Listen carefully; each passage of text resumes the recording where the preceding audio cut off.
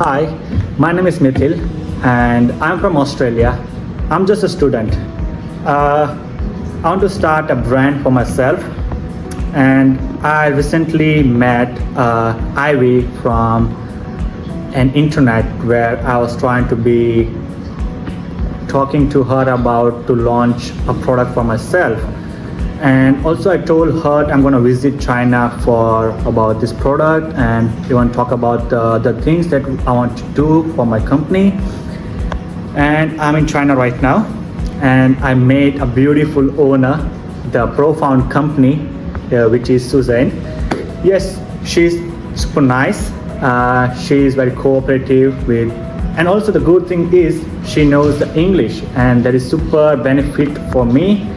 And the company is very beautiful.